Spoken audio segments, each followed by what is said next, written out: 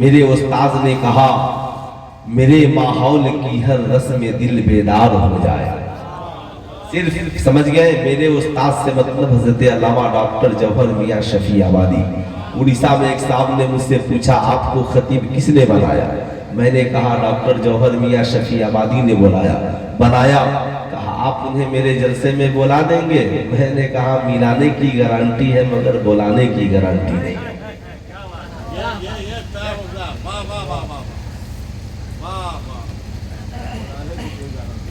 کہا اتنے بڑے عالم. میں نے کہا بھارت میں صرف ایک ہی عالم ہے جو سنسکریت پڑھ کر بھی بولتا ہے، سمجھ کر بھی بولتا ہے، جانتا بھی ہے. باقی جو انگلش بولنے والے ہیں وہ پڑھے بھی ہیں کہ نہیں یہ تو میں نہیں جانتا. میرے استاذ نے ایک جملہ سکھلایا تھا، میں اپنی خطابت میں ایک روز استعمال کیا تو لوگ کہتے ہیں آپ انگلش بولتے ہیں.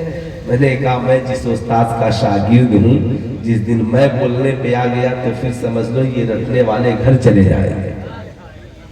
صرف پوری دنیا میں اس وقت ایک ایسے عالم حضرت علامہ ڈاکٹر جوہر میاں شفیع آبادی جو ایک وقت انگلش بھی جانتے ہیں، عربی بھی جانتے ہیں، فارسی بھی جانتے ہیں، اردو بھی جانتے ہیں، ہندی بھی جانتے ہیں، سنسکریت بھی جانتے ہیں. ابے یار حد تو یہ ہے کہ لوگ اردو میں قرآن کا ترجمہ کرتے ہیں، یہ جب لکھنے پر آتے ہیں تو بھوجپوری میں قرآن کا ترجمہ کرتے ہیں. جتنے لوگ ذرا پیچھے بیٹھے ہیں میں 5 منٹ صرف بولوں گا، اس لیے 5 منٹ میری گفتگو ہوگی. میں چاہتا ہوں جتنے میرے بھائی ہیں ذرا 2-4 قدم جب آپ اپنے گھروں سے آ گئے ہیں تو ذرا پیچھے سے اٹھ کر کے آگے آ جائیں. یہ ذرا سا محفل کے رنگ و روگن ہے نا، ذرا سا اسے بنانے لگے کہ ہم لوگ جوہری رنگ میں بیٹھے ہیں. ماشاءاللہ آ جائے ماشاءاللہ. جوہری رنگ چڑھا ہے تو چڑھا رہنے دے، ہے نا.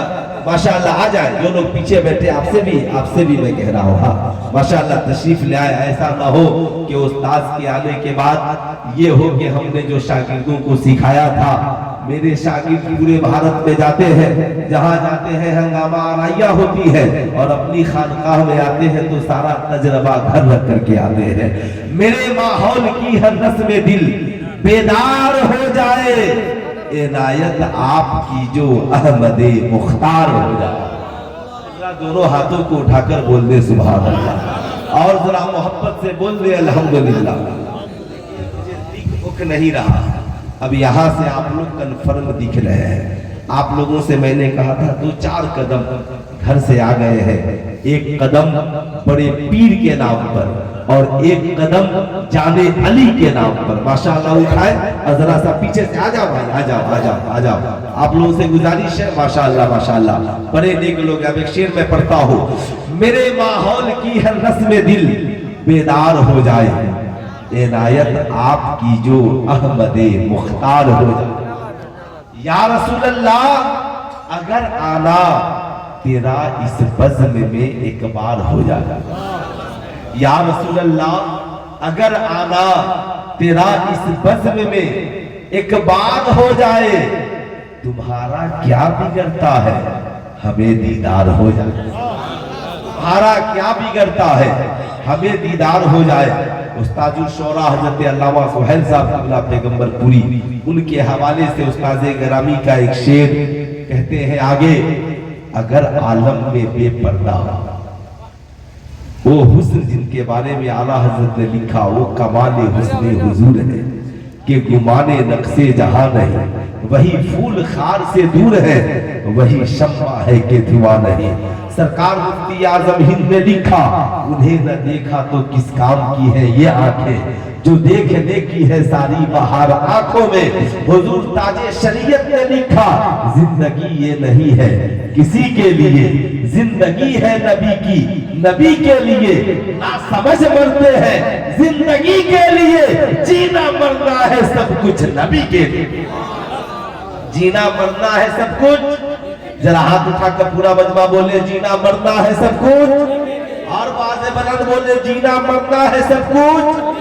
تبھی تو اعلیٰ حضرت نے کہا زمین و زمان تمہارے لیے، याद रखिएगा, भारत में सबसे पहले आला हजरत के नशरियात पर जिसने पीएचडी की वो हजरत अल्लामा डॉक्टर हसन रजा खां पीएचडी पटना है। और जिन्होंने आला हजरत के नज़्म पर सबसे पहले नातिया शायरी पर पीएचडी की वो इसी शफियाबाद के उस्ताद ग़रामी वकार हुजूर नकीबुल औलिया हजरत अल्लामा डॉक्टर जौहर मियां शफियाबाद। क्या लिखा आला हजरत ने, जमीन व ज़मा तुम्हारे लिए, मकीन व मका तुम्हारे लिए, चुनीन व चुना तुम्हारे लिए, देहन में ज़ुबान तुम्हारे लिए, बदन में हिजाब तुम्हारे लिए, हम आए यहाँ तुम्हारे लिए, उठे भी वहाँ।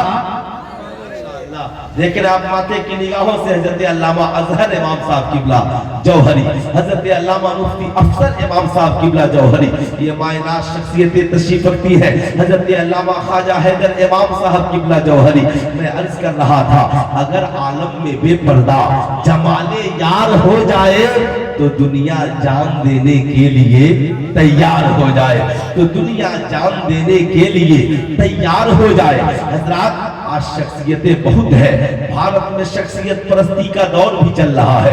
ऐसे आलम में जाहिर सी बात है, आज से बहुत सारे समाज में लोग हैं जो कहते हैं हर शख्स अपने पीर का डुगडुगी बजा रहा है, लेकिन मैं कहता हूँ हर शागिर्द को हक हासिल है अपने उस्ताद के इल्मी वकार को बयान करने का, हर मुरीद को हक हासिल है अपने पीर के इल्मी वकार को बयान करने का। कसम खुदा की याद रखिएगा साहब, ये अपने अपने मुकद्दर की बात है। कोई गजल लिखता है, कोई गाना लिखता है, कोई फिल्म लिखता है, कोई नाच गाने और मूवीज की डिवाइस लिखता है, लेकिन जब मेरा उस्ताद लिखने पर आता है, मेरा शेख लिखने पर आता है, तो भोजपुरी में कुरान का तर्जमा लिखता है। जब मेरा उस्ताद लिखने पर आता है, जमाने को बताता है।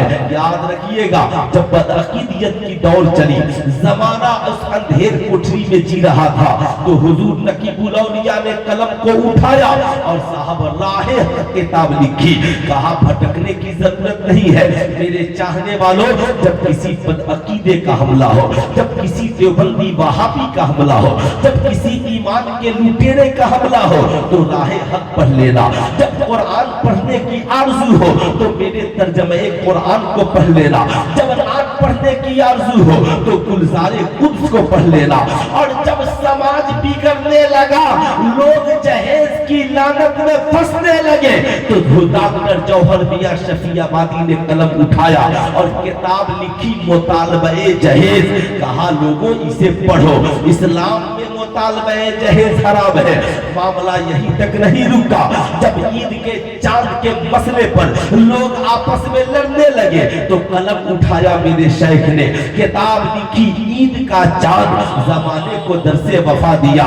जब साहब मदारिस इस्लामिया के पढ़े लिखे लोग किताबों की तलाश में थे, कोई ऐसी किताब मिले मैं नाज़िम बन जाऊं, कोई ऐसी किताब मिले कि मैं स्टेज पर आकर अपनी बात को रख सकूं, तो मेरे उस्ताद ने कलम उठाया और किताब लिखी मेराजे अदब।